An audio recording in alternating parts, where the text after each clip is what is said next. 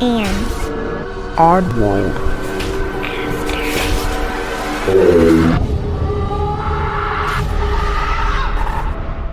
Hey oddballs, I'm your host Jensen, and welcome to episode 172.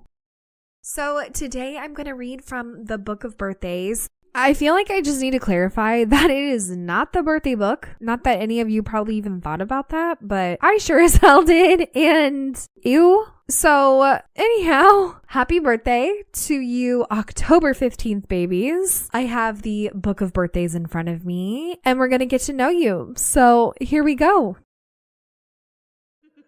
Happy birthday. Although October 15th individuals possess resolutely independent wills and cannot bear to be constrained in any way, they are also sociable types who are strongly connected to all those around them. Thus, even though they are strong individualists, they are also socially concerned and responsible people whose actions are often motivated by their desire to make a significant contribution to the world or to readdress instances of injustice. Indeed, their mercurial minds and highly developed powers of perception and analysis, along with their relish of discovery and novelty, bestow upon them the potential to become pioneers in their specific field of interest, while their predilection for creating orderly and efficient systems gives them the ability to capitalize on their innovative visions by supporting them with soundly structured operational frameworks. Their natural talents, progressive inclinations, and positive orientation toward others equip them admirably for a wide variety of careers, but they need to be able to retain autonomy of thought and action, as well as interacting with others. Despite their deep-rooted, but frequently rather abstract, concern for other people, the relationships that those born on this day form with others may sometimes be tempestuous. For although their affection for those closest to them is profound, their need for freedom is so strong that any perceived attempts to tie them down or make them conform to societal norms may arouse negative feelings of resistance, especially if they are men. As long as their nearest and dearest understand their innate desire for independence, however, they typically prove enlivening and generous partners and friends. Their virtues are intelligent, orderly, organized. Their vices are jealous, headstrong, stubborn. So happy birthday again to you October 15th babies. If this sounds like you or somebody that you know, as always, let me know in the comments below, and let's go ahead and move on to stories. This comes from 1-paramedic-6349 on Reddit.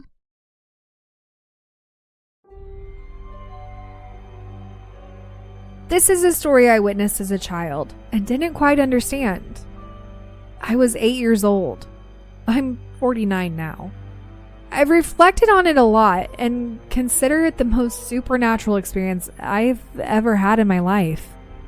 My maternal grandfather died, and my brothers, mother, father, and I returned to our hometown in the countryside of my state for the wake and burial.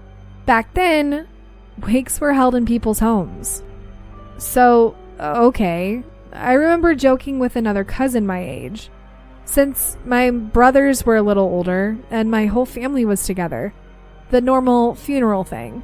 Anyway, the wake was at night and the burial in the morning. I didn't even know what was happening. I didn't understand death, so I took it all as a joke. After all that, it got dark, and we were going to go back to the city the next day. We all slept together in the same house, the same as the wake. It was my grandmother's house, my grandfather's wife. I remember we were talking, the adults and the children and so on. Then, as there were a lot of people, some mattresses were put up, and my sister slept with my older brother and some cousins. My younger brother, who was the baby, slept with my parents, and some others piled up with my uncle.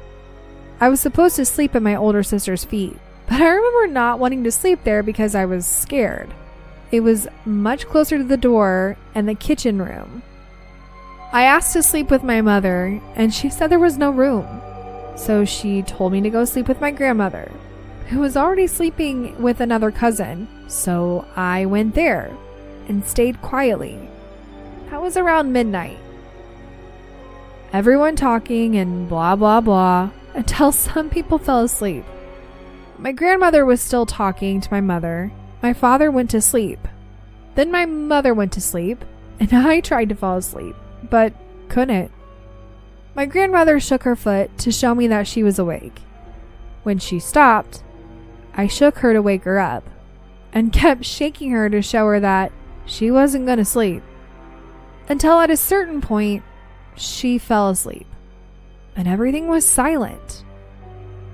It must have been around 2 or 3 a.m. at that point. I clearly heard the gate creak, as if someone had arrived. The dogs started barking, in the same way as when my grandfather normally came home. They were his dogs. And I heard footsteps in the courtyard. The house was one of those simple ones, with a front and back entrance. A hallway that led to the back, so I had to go through this space to get to the back door. I started to hear footsteps going through this hallway to the back door, which means he knew that the back door gave access to the house, but the back door was obviously locked. That's when I started waking my grandmother up, saying, "Someone's in the yard. There's people there." And she said, "Go to sleep, girl. There's no one there." And then I heard the back door opening. Literally, someone entering the house, all very slowly. I kind of pushed my grandmother again and said, "Grandma, someone has entered the house. There's someone inside." And she replied, a little sleepy, but also hearing, "It's your Uncle Lico. Go to sleep."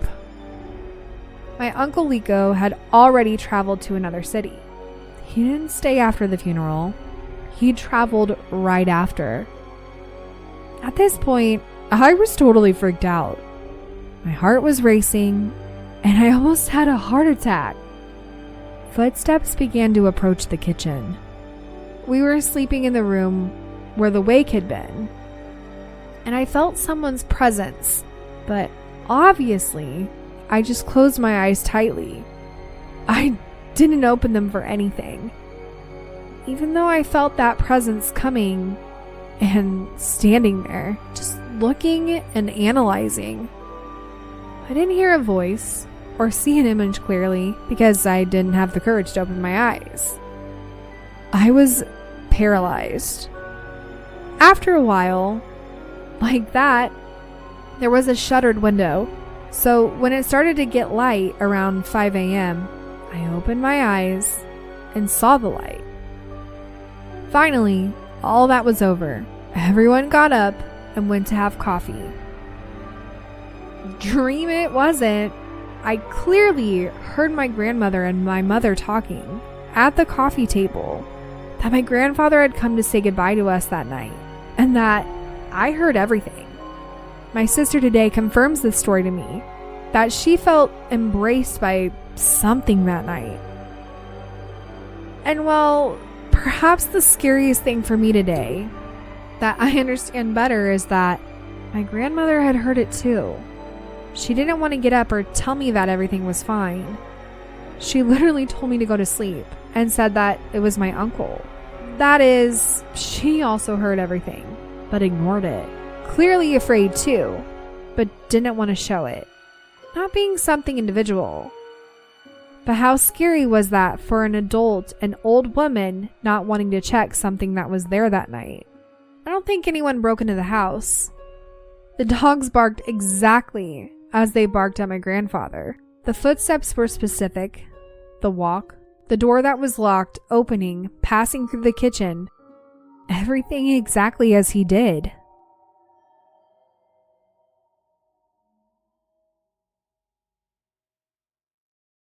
I I like this one because it really is kind of the perspective of an 8-year-old who's obviously an adult now, but yeah, this would be terrifying for a child. And I think your grandma had a feeling of who it was, because if everything that you're saying was exactly how your grandpa would have done it and how it sounded like him with the footsteps and the dogs barking exactly the way they would when he would come home type of thing, it's sounding like it was him. Either one, not realizing that he passed away and is just doing his normal thing, or two, coming to say goodbye.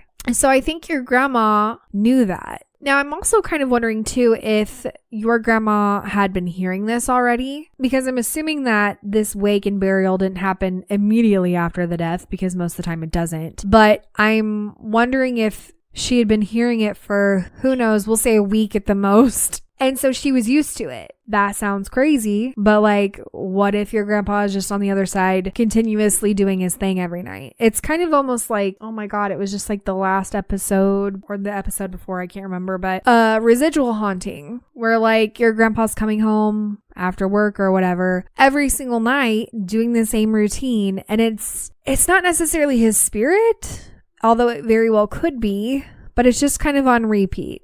Like, he hasn't fully understood that he's passed away, or his energy is just kind of left behind doing the same thing over and over again. Now, it is still scary, don't get me wrong. Like, that would freak me out even at this age, but I think your grandma telling you that it was your uncle coming in was just to save face, because she knew what it could have really been and who it could have really been, and she just wanted you as a child to not be afraid. That is how I see it, though. Is that the actual case? I don't know. But that's just what I think. It's interesting now being a mom and me like kind of brushing off the things that my kid says, even though I turn around and I'm like, you know what? No. What did you hear? What did you see? Because we're in that phase now where like, is it a phase or is he actually seeing something? I don't want things to scare him. I also don't want him to think that like I'm just ignoring what he's saying. So I don't know if your grandma was just trying to do it, just help you not be afraid, instead of saying it's okay, just don't be afraid, like we're all good, everything's fine. I don't know. Different times. But anyhow, if any of you have any ideas as to what this could have been or any comments for it, leave them below, and let's go ahead and move on to the next story. This comes from Operation Tiny 9461 on Reddit. Something happened, and I've always been skeptical. Until today. I am an Undertaker, and I have been for the past 8 years. I've always been skeptical when it comes to the afterlife, especially the paranormal. But today, something happened that I cannot explain. I was cleaning unclaimed ashes out of the funeral home where I work. We are moving out of the old Victorian building we were operating out of into a new funeral home. For the past week, we have been making a slow transition, moving out of our current home into our new one. In our basement, we have unclaimed ashes going as far back as the 1970s. I just had my headphones in, putting the boxes into bags so we could send them to the local crematorium for them to be scattered. I must have put away hundreds of boxes of ashes without even thinking about it. I was just listening to a podcast, getting another task ticked off my to-do list. I was putting one box into the bag and felt my body and brain freeze with the word no. But I didn't hear anything. It's hard to explain what I felt. The best I can explain it is that my own free will had gone, and I was ordered to stop what I was doing. I stopped immediately and put the box of ashes in my hand onto the table. On closer inspection, there were 2 boxes I was going to put into 2 separate bags. One small box and one normal-sized one. Let's just say for privacy reasons, one box was labeled Hannah Williams. On top of Hannah Williams's ashes, there was a box labeled Baby Williams. I presume they are mother and baby, who I was about to separate into 2 separate bags which I find quite spooky because I didn't read the labels before. I was doing a mundane task as fast as I could with my existing duties and clearing the premises. I was just trying to get things done as fast as possible and was not paying attention to the names. I just needed to get this done. So, yeah, I cannot explain this one for the life of me. I cannot come up with an explanation for this. I'm not scared, nor am I excited about what I felt. I just feel confused about the whole situation.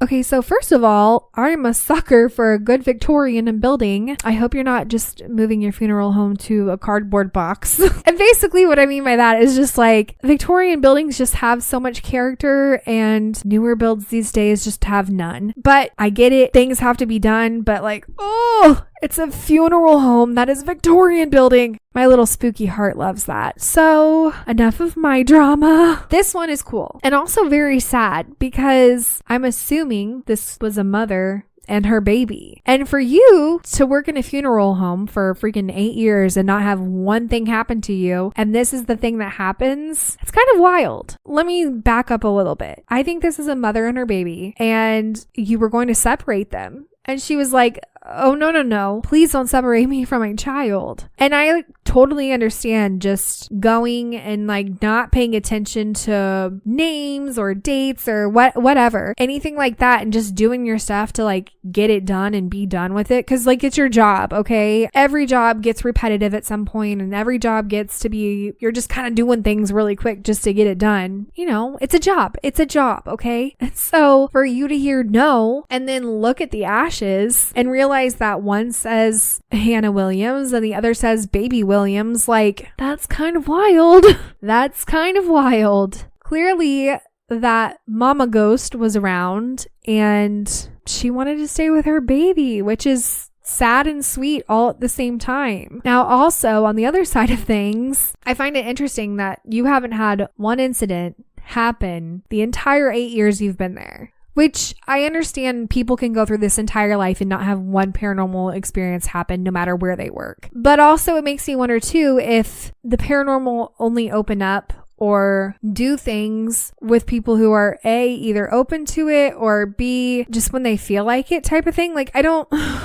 It's just a thing that I've always kind of wondered about, because it's usually like the people who are skeptics that all the crazy things happen to. And then there are people like me who I fully believe I've had some pretty interesting things happen. I'm not going to say I haven't, because I have. But like, then there are people like you who literally work at a funeral home out of all places. And you have this one instance. Granted, I still think it's cool. Granted, it's a pretty cool experience. It's a really simple to the point experience. And I don't know, this is one that's like up high on my list just because it's just odd that you were going to separate them and something in your brain, not even out loud, but in your brain told you no. And then come to find out these two go together. It's kind of weird. It's just kind of freaking weird if you ask me, but also pretty awesome and sweet and sad and all the things. But anyhow, if you guys have any idea what this could have been or just any comments for it, let me know below. If you have a story like either story today or any paranormal story in general, head on over to my website and write it to me. I hope you enjoyed today's episode.